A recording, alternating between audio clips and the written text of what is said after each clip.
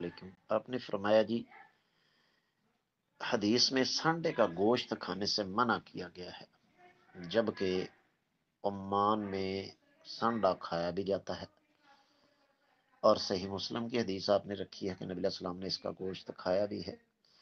اصل میں نا جس کو آپ سانڈا کہتے ہیں نا، وہ سانڈا نہیں ہے، وہ جنگلی کرلا ہوتا ہے جسے گو کہتے ہیں۔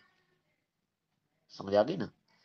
نبی علیہ الصلوۃ والسلام کے سامنے گو کا گوشت جو ہے وہ کھایا گیا، اور گو جو ہے نا یہ بڑا مضبوط جانور ہوتا ہے۔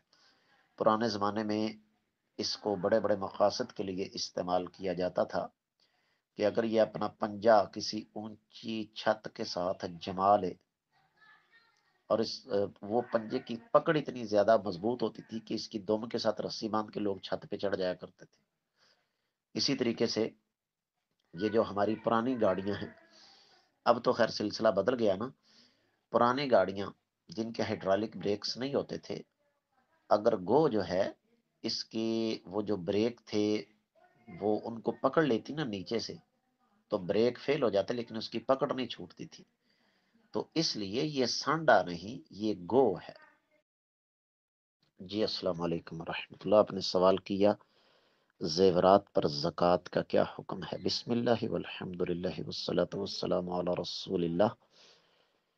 میرے علم کے مطابق سونا کسی بھی شکل میں ہو، زیور کی شکل میں ہے، بسکٹ کی شکل میں ہے، یا کسی اور شکل میں ہے، اگر اس کی مقدار 7.5 تولے سے زیادہ ہے، اس کو بڑے بڑے سال گزر گیا ہے تو اس پر زکوٰۃ ہوگی، اور چاندی کا بھی یہی حکم ہے۔ جو لوگ یہ کہتے ہیں کہ زیورات پر زکوٰۃ نہیں ہوتی، جن دلائل سے وہ استدلال کرتے ہیں وہ دلائل مضبوط نہیں ہیں۔ السلام علیکم۔ آپ نے سوال کیا ہے ہم مسجد میں پہنچے، جماعت کھڑی تھی، امام صاحب سجدے میں تھے، ہم امام صاحب کے کھڑے ہونے کا انتظار کریں یا سجدے میں ان کے ساتھ چلے جائیں؟ بسم اللہ والصلاۃ والسلام علی رسول اللہ وعلی آلہ وصحبہ ومن والاه وبعد۔ کائنات کے امام صلی اللہ علیہ وسلم کے فرمان کے مطابق آپ جب مسجد میں داخل ہوں تو امام جس حالت میں ہو آپ کو اسی حالت میں اس کے ساتھ شامل ہو جانا چاہیے۔ واللہ تعالی اعلم۔ علیکم میرے بھائی، وہ لفظ سکہ نہیں ہوتا، سکہ نہیں ہوتا، وہ لفظ سقہ ہوتا ہے، سا دو نقطوں والی قاف۔ سقہ کا معنی یہ ہے پختہ، یعنی وہ حدیث جو پختہ ہو اس راوی کو بھی سقہ کہتے ہیں اور حدیث کو بھی سقہ کہتے ہیں۔ تو سقہ کا معنی یہ ہوتا ہے کہ کسی حدیث کا پختہ ہونا، کسی راوی کا پختہ ہونا۔ علیکم ورحمۃ اللہ۔ سوال آ گیا ہے غیر مسلم کو ان کے کسی دن کی مبارکباد دینا کیسا ہے؟ بسم اللہ والصلاۃ والسلام علی رسول اللہ۔ گزارش یہ ہے کہ غیر مسلم، دنیا کا کوئی بھی غیر مسلم ایسا نہیں ہے جس کا کوئی دن ہو اور وہ اسلامی عقیدے کے مخالف نہ ہو۔ یہ بات ذہن میں رکھیے گا، جتنے ان کے ایام ہیں نا، سارے کے سارے کسی نہ کسی اسلامی عقیدے کے ساتھ ٹکراتے ہیں۔ تو کیا آپ اسلامی عقیدے کے ساتھ ٹکرانے والے کسی دن کی مبارکباد دیں گے؟ فیصلہ آپ خود کر لیجیے۔ السلام علیکم ورحمۃ اللہ۔ آپ نے سوال کیا حکومت کی طرف سے کیش مل رہا ہے یا راشن مل رہا ہے خیراتی اداروں کی طرف سے، تو کون کون لے سکتا ہے اور کون کون نہیں لے سکتا؟ یہ اپنے ضمیر سے پوچھیں۔ آپ حقدار ہیں، آپ کے پاس کھانے پینے کے لیے کچھ بھی نہیں، ایک۔ دوسری چیز، کیا آپ کے پاس کوئی بھی ذریعہ آمدن نہیں؟ یہ صرف ان لوگوں کے لیے ہے جو کہ نہ تو ان کے پاس جمع پونجی ہے اور نہ ہی ان کے پاس کوئی ذریعہ روزگار ہے، لاک ڈاؤن کی وجہ سے اس سے وہ کچھ کما بھی نہیں سکتے۔ امید ہے کہ انشاءاللہ آپ کو سمجھ آ گئی ہو۔ السلام علیکم ورحمۃ اللہ۔ بھائی نے سوال کیا کہ میں نے نظر مانی تھی کہ فلاں بکرا 2-4 ساتھیوں کے ساتھ جا کر کسی دربار مزار پہ چڑھاؤں گا، اور اب ان ساتھیوں میں سے ایک بیمار ہو گیا ہے، دوسرا فوت ہو گیا ہے، تو میں یہ چاہتا ہوں کہ وہ بکرا بیچ کر اس کے پیسے جو ہیں وہ اس بیمار آدمی پر لگا دوں۔ بسم اللہ والصلاۃ والسلام علی رسول اللہ وعلی آلہ وصحبہ ومن والاه وبعد۔ نبی کریم صلی اللہ علیہ وسلم کی حدیث یاد رکھیے، آپ علیہ الصلوۃ والسلام نے فرمایا جس نے اللہ کی فرما برداری کرنے کی نظر مانی وہ اپنی نظر پوری کرے، اور جس نے اللہ کی نافرمانی کی نظر مانی وہ اپنی نظر پوری نہ کرے۔ ایک حدیث۔ دوسری حدیث نبی علیہ السلام نے فرمایا لعن من ذبح لغیر اللہ، جس نے غیر اللہ کے نام پر جانور ذبح کیا اس پر اللہ کی لعنت ہے۔ اگر آپ کے ساتھی بالکل تندرست بھی ہوتے تب بھی آپ کا شرعی طور پر اس نظر کو پورا کرنا جائز نہیں تھا، اس لیے کہ آپ اللہ کی نافرمانی کرنے جا رہے ہیں، غیر اللہ کے نام پر جانور ذبح کرنے جا رہے تھے، اس لیے آپ آزادی کے ساتھ اس بکرے کو فروخت کریں، غرباء فقراء مساکین کے ساتھ تعاون کریں، انشاءاللہ اس کا اجر ہے۔ لیکن اگر آپ نے کسی دربار مزار پر جا کر یہ جانور ذبح کیا تو یہ اللہ کی نافرمانی ہوگی، اور آپ کبھی بھی اللہ کی نافرمانی کرنا پسند نہیں فرمائیں گے۔